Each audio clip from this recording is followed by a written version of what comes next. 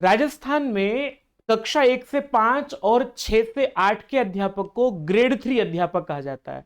और उसके लिए दो परीक्षा होगी, एक मुख्य परीक्षा होगी जिसके आधार पर आप लोग अध्यापक बनेंगे, और उस मुख्य परीक्षा में बैठने के लिए एक पात्रता परीक्षा होगी जिसे Rajasthan eligibility examination for teachers REET कहा जाता है। तो ये रीट का प्री एग्जाम है, एलिजिबिलिटी एग्जाम है, जिसके बारे में मैं आप लोगों के सामने बात करने आया हूं।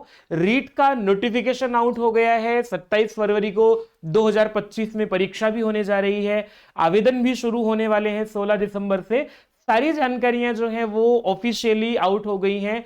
क्या नए नियम हैं, क्या नए बदलाव हुए हैं, सारी महत्वपूर्ण जानकारी आप लोगों को इस छोटी सी वीडियो में मैं देने का प्रयास करूंगा। मेरा नाम अवधेश विद्यालंकार, आप अपनी अपनी संस्कृत पाठशाला में उपस्थित हुए हैं। चैनल को सब्सक्राइब करेंगे तो ऐसी महत्वपूर्ण जानकारी आप लोगों को आसान भाषा में मिलती रहेंगी। तो विद्यार्थियों, ये रीट का प्री एग्जाम है, एलिजिबिलिटी एग्जाम है, जिसके बारे में आप लोगों के साथ बात कर रहा हूं।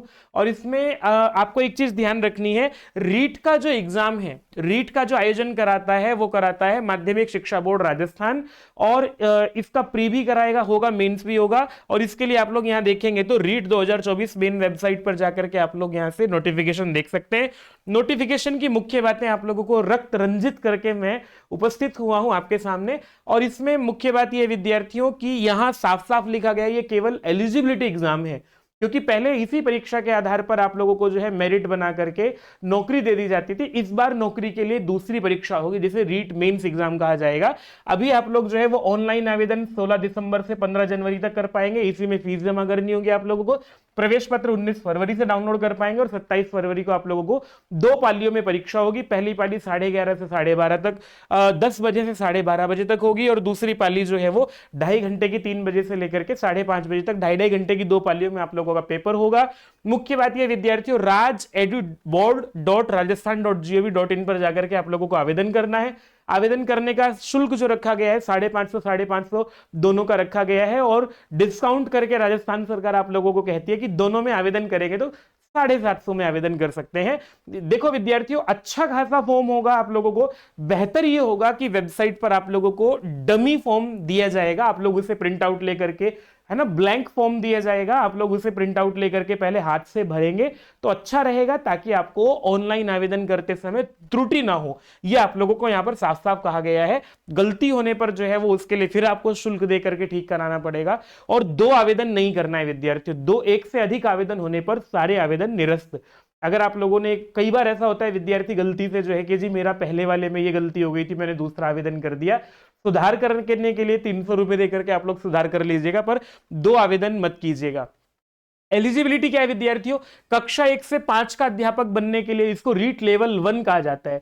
लेवल 1 में जो है विद्यार्थियों 1 से 5 के लिए आप लोगों ने 12th पास होना चाहिए 50% अंकों के साथ, और उसके साथ साथ आप लोग जो है वो 2 साल का diploma in elementary education DElEd जो है उसमें पास होने के साथ साथ अपियरिंग भी आवेदन कर सकते हैं। यही बदलाव है। बदलाव यह विद्यार्थी, पहले जो है वो पास्ड कैंडिडेट्स को ही अनुमति दी जाती थी, इस बार जो डीएलएड कर रहे हैं या बीएलएड कर रहे हैं उनको भी अनुमति दे दी गई है कि भाई आप लोग अब अपियरिंग कैंडिडेट्स बेस में आवेदन कर सकते हैं। जैसे सीटेट है, सीटेट में भी ऐसा ही होता है कि आप लोग बीएड में अपियरिंग है तो आवेदन कर सकते हैं, तो यहां भी आवेदन कर सकते हैं। इतनी सी छोटी सी एलिजिबिलिटी है इसकी, ठीक है। 50% अंक होने चाहिए, 50% नहीं है, और अगर 45% है तो पास होना चाहिए, डीएलएड फिर पास होना चाहिए, ये बात ध्यान में रखने की है, ठीक है। वही है, अगर अपियरिंग है तो 50% अंकों के साथ बीएलएड है, और अगर 50% अंकों के साथ जो है वो स्पेशल एजुकेशन वाले।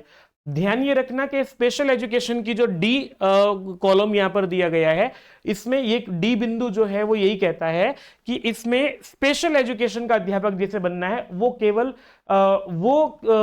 स्पेशल एजुकेशन वाले स्पेशल एजुकेशन टीचर ही बनेंगे, उनके लिए नॉर्मल एलिजिबिलिटी नहीं है यहाँ पर।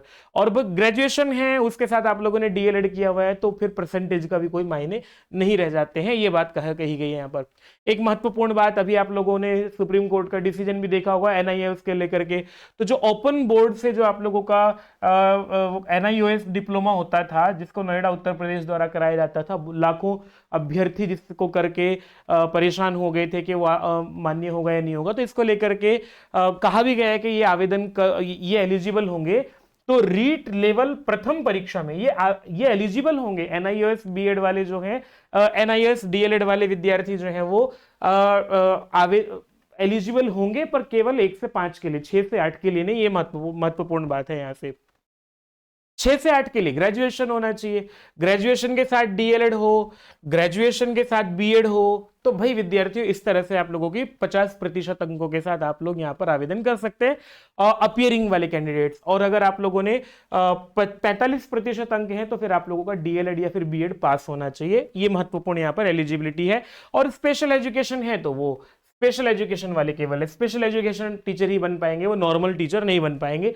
ये यहाँ पर विशेष रूप से मेंशन किया गया है, ठीक है। और जो विद्यार्थी हैं 50% अंक है 12th में और उसके साथ बीए ऐड कर रहे हैं या बीएससी ऐड कर रहे हैं या बीए बीएससी ऐड कर रहे हैं, तो जो 4 वर्ष का कोर्स होता है वो कर रहे हैं, अपियरिंग है तो वो भी आवेदन इसमें कर सकते हैं, कोई दिक्कत नहीं है। तो अच्छी बात यह विद्यार्थियों, देखो ये कहा गया है जो विशेष अध्यापक बनना चाहते हैं, स्पेशल एजुकेशन टीचर बनना चाहते हैं, तो उनकी स्पेशल एजुकेशन टीचर वाली ही क्वालिफिकेशन होनी चाहिए। ये महत्वपूर्ण बात है। यहाँ से एलिजिबिलिटी हो गई है, आवेदन करने की बात हो गई है। एग्जाम पैटर्न की बात कर लेते हैं। सिलेबस एग्जाम पैटर्न बहुत छोटा सा है, लिख करके दिया गया है। एग्जाम पैटर्न इस तरह का है कि आप लोगों का सीटेट की तरफ से जो लेवल 1 है, जो 1 से 5 अध्यापक बनने के लिए पात्रता परीक्षा है, उसका पैटर्न भी सीटेट की तरह से ही है कि जी इसमें 1 से 5 तक के लिए जो है वो 150 प्रश्न होंगे, 2.5 घंटे का टाइम होगा, नेगेटिव मार्किंग नहीं होगी, 30 अंकों का आप लोगों का जो रहेगा वो सीडीपी रहेगा, 30 अंकों की 30 अंकों की 2 भाषाएं रहेंगी, हिंदी, अंग्रेजी, संस्कृत, उर्दू, सिंधी, पंजाबी, गुजराती, इनमें से किसी एक का चयन करेंगे आप लोग। जो है ध्यान ये रखना होगा, ये लिखा हुआ है साफ साफ कि आप लोग जो है ना जिस भाषा को चुनेंगे, ऐसा नहीं है कि वहां बैठ करके पेपर में आपके सामने तो कोई और भी भाषा है वो अटेम्प्ट कर दो, नहीं कर पाएंगे। आपका पेपर तभी वही चेक होगा, जो वही भाषा चेक होगी जो आप लोगों ने भरी होगी। आप लोग जो है वो अगर गलत भाषा कर देंगे तो आप लोग बाहर हो जाएंगे, ठीक है, पास नहीं कर पाएंगे। कुल मिलाकर के बाहर होना तो क्या है इसमें। और गणित के भी 30 प्रश्न रहेंगे, 30 प्रश्न पर्यावरण के रहेंगे। ये लेवल 1 को लेकर के है। और प्रश्नों की स्तर जो लिखा गया है, जो आपका शिक्षा शास्त्र है उसके 6 से 11 वर्ष तक के बच्चे को ध्यान में रख करके प्रश्न पूछे जाएंगे। और 6 से 8 के लिए जो है वो उसमें ये रहेगा कि 30 अंकों की सीडीपी रहेगी, 30 अंकों की एक भाषा रहेगी, ठीक है, दूसरी भाषा को लेकर के भी 30 अंक रहेंगे। लेकिन यहां ये बात होगा कि वहां 5 खंड थे, यहां 4 खंड होंगे। यहां 4 खंड में जो चौथा खंड होगा वो आप लोग अगर गणित और विज्ञान विषय के लिए भरते हैं तो उसके भी 60 प्रश्न होंगे, सोशल साइंस वाले ग्रुप के लिए भरते हैं तो उसके लिए भी 60 अंक होंगे। या फिर आप लोग अगर किसी विशेष विषय के अध्यापक बनना चाहते हैं, जैसे किसी को संस्कृत का अध्यापक बनना है, तो उसे 6 से 8 का संस्कृत का अध्यापक बनने के लिए अपनी भाषा यहाँ पर संस्कृत, अपना एक विषय संस्कृत चुनना होगा और उसके 60 प्रश्न होंगे। इस तरह से जिस भी विषय को चुनते हैं, अंग्रेजी को चुनते हैं, हिंदी को चुनते हैं, गणित को चुनते हैं, जिस भी विषय को चुनते हैं उसके 60 प्रश्न होंगे लेवल 2 पर। यह महत्वपूर्ण बात है, पहले भी ऐसा ही होता था, इसमें कोई परिवर्तन नहीं है। 11 से 14 वर्ष के बच्चे को ध्यान में रख के प्रश्न पूछे जाएंगे। ये प्रश्नों को लेकर के पाठ्यक्रम का स्तर भी बता दिया है। 2 पाली में पेपर होगा आपका, ये भी सामान्य बात है। पेपर ऑफलाइन होगा, यहां लिखा हुआ, क्योंकि क्वेश्चन पेपर बुकलेट मिलेगी, उसको आप लोगों को अटेम्प्ट करना होगा, ठीक है। नेगेटिव मार्किंग नहीं है, साफ साफ लिख करके दिया है, ये महत्वपूर्ण बात है। यहां से एक प्रश्न के 4 ऑप्शन होंगे, चारों में से कोई एक चुनना होगा। नहीं चुनेंगे तो आपके ऊपर कोई केस करने नहीं आएगा, कोई परेशान नहीं करेगा आप लोगों को। लेकिन नेगेटिव मार्किंग नहीं है तो कर ही देना चाहिए भाई विद्यार्थियों, है ना, ये बात ध्यान में रखना है। लेवल 1 की परीक्षा जो है वो आप लोगों का, लेवल 1 की पुस्तिका है 5 भागों में विभाजित होगी, सामान्य बात है, कोई विशेष बात नहीं है। उत्तर पत्रक को लेकर के भी जो है वो वैसा ही है। और यहां ध्यान रखना अब कितने नंबर पर पास होगा, ये महत्वपूर्ण बात है। तो ये यहां लिखा हुआ है कि जो सामान्य श्रेणी के अभ्यर्थी हैं उनके लिए जो नॉन टीएसपी है वो 60% अंकों पर पास है, मतलब 150 में से 90 नंबर आते हैं तो आप लोग पास है। लेकिन टीएसपी जो है वहां सामान्य श्रेणी वाले तो यहां भी टीएसपी में भी जो है वो 60 पर ही है। लेकिन अनुसूचित जनजाति जो एसटी कैंडिडेट्स हैं उनको यहाँ पर 55% पर पास कहा गया है, मतलब वो 82 नंबर लेकर के आएंगे। और इधर टीएसपी कैटेगरी को जो है वो विशेष छूट है, वो 36% अंक लाने पर भी पास मानी जाएगी। ठीक है भाई विद्यार्थियों, बाकी है जो रिजर्व कैटेगरी के कैंडिडेट्स हैं वहां पर उनको 55% रखा गया है। विधवा हैं या परित्यक्ता महिलाएं हैं, भूतपूर्व सैनिक हैं, उनको 50% पर पास माना गया है। दिव्यांग को 40% पर पास माना गया है। और जो सहरिया जनजाति के लोग हैं, चाहे वो मेल फीमेल कुछ भी है, उनको 36% पर पास माना गया है। ऐसा राजस्थान का ये विशेष एक नियम है। तो विद्यार्थियों, महत्वपूर्ण बातें जितनी थी मैंने आप लोगों के सामने रखी हैं। कोई भी मन में प्रश्न हो, वैलिडिटी को लेकर के साफ साफ मेंशन है पहले से ही। गहलोत सरकार ने इसको स्पष्ट कर भी दिया था कि हम जो है इसकी वैलिडिटी आजीवन रखने वाले हैं। तो वैलिडिटी या विद्यार्थियों एलिजिबल इसकी जो है वो आजीवन ही रहेगी। कोई भी मन में प्रश्न हो आप लोग जरूर छोड़ दीजिएगा।